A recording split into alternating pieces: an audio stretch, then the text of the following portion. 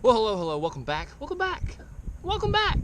It's been a few days. I've got a different type of video for you. This is one I'm excited about, mainly because I've been catching them pretty good here lately, and I want to kind of explain how. We're going to be all offshore fishing. It's going to be a different type of video, kind of more like an instructional, informative video, hopefully. Hang on a second. Squeaky, squeaky, squeaky. And I've felt weird when I've tried to do these in the past, just because I don't want to, I don't want to come across the wrong way. I should preface this by saying, I'm not an expert at anything. So I feel weird when I try to be like, hey, here's how I would do this if I were you. This is how I do it. I don't know, maybe this is the right way at times, maybe it's the wrong way at times. Everybody's got their own way of doing things. But if it's helpful to some folks, then it's worth it. So, here's what we're doing. I'm gonna show you just how I've been catching some fish offshore for the last month or so. Offshore fishing in general has been something that I've really enjoyed doing for a long time, but I'm also not the greatest in the world at. But just in probably the last year, I feel like I've kind of gotten my feet under me a little bit more with it, and just feel a little bit more confident doing it. And that's because there's been 4 or 5 kind of big key things that I've heard a lot and have known, but have kind of just started making sense to me in my head, and have made this offshore fishing stuff make a lot more sense. There's been 4 or 5 places I've really been catching up pretty good. They're just up the lake from here, but I'm wanting to spend some time graphing. I've got a little bit more time out here after work than I have been. It's only about 4 o'clock, so we've got really probably closer to 5 hours. So I want to spend at least an hour and a half or so graphing some new stuff down the lake and some things I hadn't fished yet. So that's gonna kind of be the game plan. The wind is blowing. It feels wonderful. It's only about 82. It was 90 something yesterday. So glad we've got a little bit of the cooler week. It's middle of June. And yeah, so we're gonna try to make hopefully, maybe, make some of this offshore stuff make sense to some people. So here we go. I'm excited. Thanks for being here.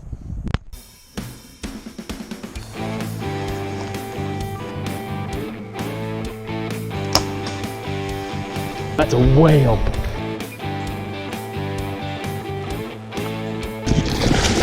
I really started getting stressed. That's like, oh my gosh. Tickled to death. How's that to start your morning? Well, that was freaking awesome. That was so cool. All right, so I'm gonna hope you can see my graph pretty well. This is the first spot that I've idled over. I've never looked at it or fished it before, but this is the first thing that's helped me out a lot. Is that when I'm graphing stuff, what I'll do is I like to just mark the crap out of it, because I don't know what I'm gonna remember and what I'm gonna not. If I only mark 5 spots and I come back to the first one to fish it, I'm like, what was it? Was it a tree? Was it a rock? Was it fish? I don't know what I'm going back to a lot of times. So I'll mark the crap out of it. So this actually looked really good when I idled across it. You got some rock up here. I also like to know how far out this stuff runs. So like if this looks like it's pretty long, like it's probably that's about a 30-foot long rock pile. So I'll mark both ends of it and just know, so it's marking it as a rock pile, that everything in between those 2 waypoints, not just the 2 waypoints, is what I'm wanting to fish. And then I got a lot of trees right here. So I'm gonna mark this, and I'm just gonna switch that symbol to trees. So then if I go back to my map, I can look right here and be like, all right, so right here, and that's a cluster of things that are all pretty close together. But you can see this point runs out right, we just idled right along the top of it. And so you've got, this little rock vein, and that tree sits there. This one's a little further out off the point. And what I'll do when I come back to fish this is I'll just start right out here past this first tree, and I'll just troll that line that we idled across it, and just be looking around with Panoptics when I'm going from that one far off tree to out these rock piles up here. And just for me, I just feel like it's efficient and has helped me is if I'm just out here practicing, and I don't mean practicing for a tournament, but just like practicing using my graphs and practicing fishing offshore. Like I know I'm wanting to fish down the river, so whatever's closest is what I'll start graphing, and I'll just graph for as far as I want to go. Maybe I find 4 or 5 places I want to fish, then I'll just turn around and fish my way back up. Because I know that for me, if I turn around and sit on this right now, I might sit here for 30 or 45 minutes and just get distracted and see a fish over here and start chasing it, or just want to go flip these docks or do something. So if I just look at everything, then I'm not missing. Well, if I fish them one spot at a time and I only get through 2 or 3 places in 2 hours, there's a great spot that's all the way as far as I want to go look, but I didn't make it to it because I got distracted fishing.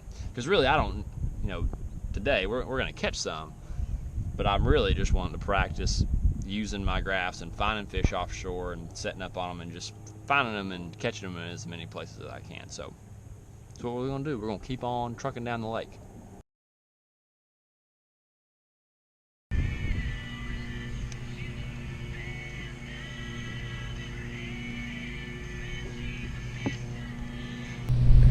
That fish was actually really cool, and I know I'm not offshore. I passed some docks I like. I wanted to go skip them. Sue me. But I was trolling to the other side, and I was like, I got a little wad of fish, and I flipped to them, and they followed it down, and they bit it. Well, was it a big one? No. Was it cool? Yeah, it was just like this right here. Just trolling across and saw some fish. So I'm gonna flip it a couple more. Step number 2, secret number 2, helpful thing number 2. Is you gotta drink water and you gotta put on sunscreen. I blister like a darn whatever blisters. Sunscreen, very important. All right, so this is that first spot we marked. So I'm gonna slide up to that tree. Is a little further out on the point. But that rock up top is what I marked a lot of the fish around. So we'll just slide up here, see if we can find some.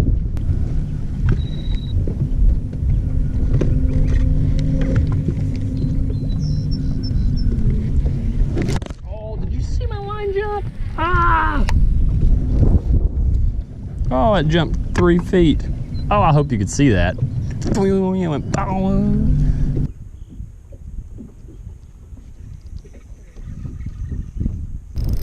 I just saw some on the graph. And that wasn't necessarily where he was, but. So this was not that first tree, but those 2 rock piles that I marked first. We're getting up to those, and he's a little one, but that's that very first spot. I mean, I just get behind it and I'm just working upstream. I mean, I think that's pretty typical.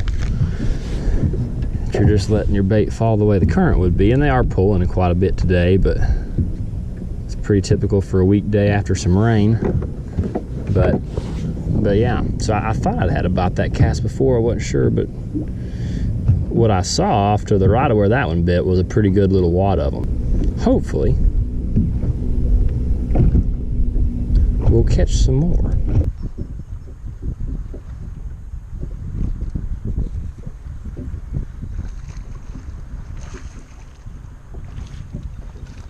That's a decent keeper there. So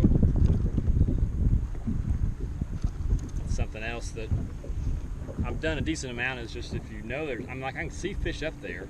I know that I'm seeing quite a few fish up there. But they won't bite the shaky head, and I saw quite a bit of bait, so I throw crankbait up there a little bit, and won't bite a crankbait. Throw this little creature hog up there, catch one on it. And there's been a few times these last few weeks where they'll really get to biting, and it'll be kind of fast and furious. But for the most part, it's pretty slow. I mean, it's not slow. We had a day, we had last week caught 6, 7 in a row, but I'm just rotating through stuff. Most of these places I'm catching them at, they're not just like schooled up. They're just, here's a rock pile and you've got just a few clumps of them just scattered across. At least that's what it seems like.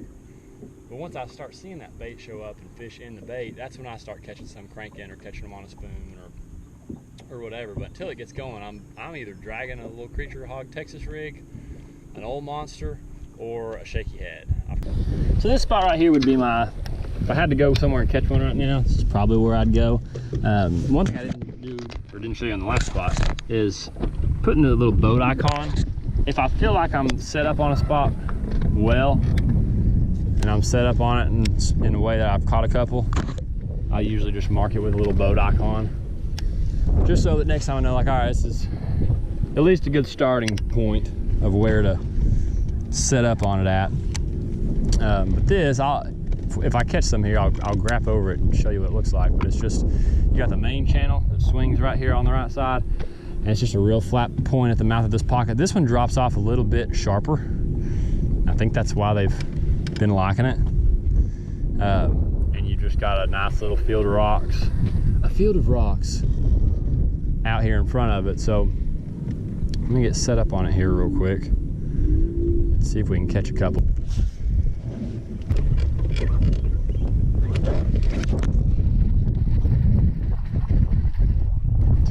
Trolling backwards, trying to get off of it. Grab a hold of it. That's a little one.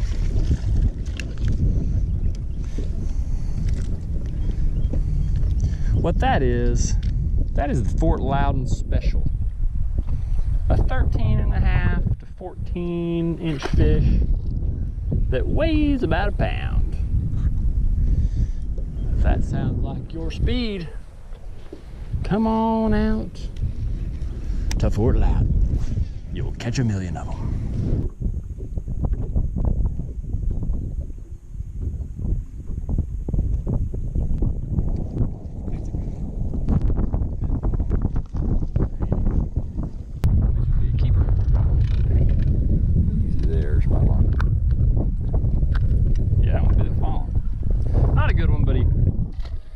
Surprised me. He scared me. And that was one too.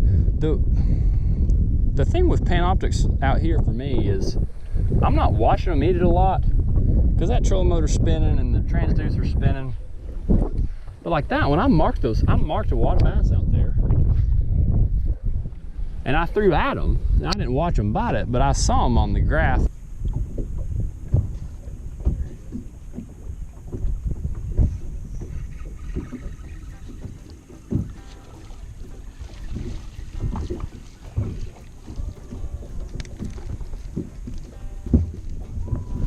So now, I know, these aren't big ones, but like I said, this is just a beginner episode.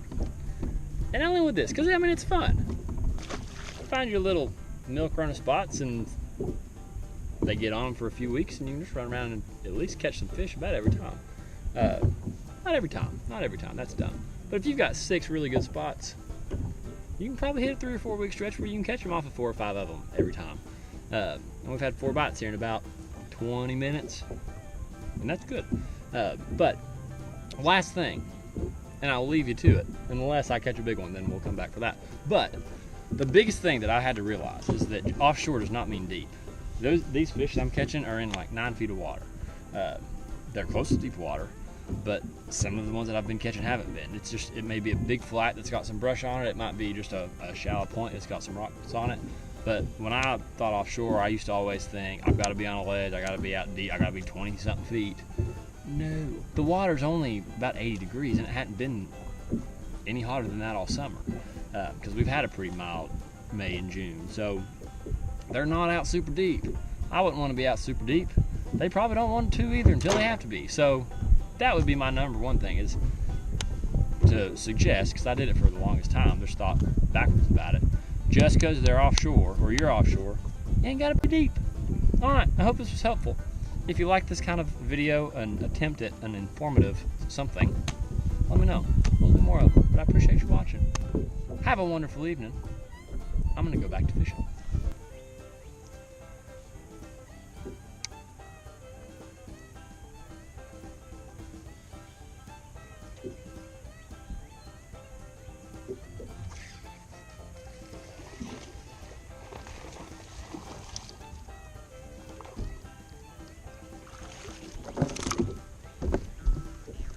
Here's what's cool.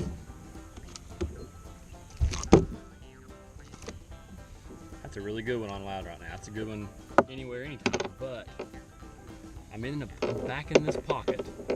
I've caught 2 or 3 and have had more bites than that. But what I'm fishing, I'm using that Panoptics. I'm using that Panoptics in 4 feet of water and just throwing at every little stick up piece of brush I can find, and I've caught one out of a little ditch that I wouldn't have known was there with that Panoptics, because it's where they dug out in this shallow pocket somewhere for a boat dock to be. And so I lost a couple. That is so cool. That may end up being a whole other video. But I mean, that's probably close to 3, 2.5, 2 3/4.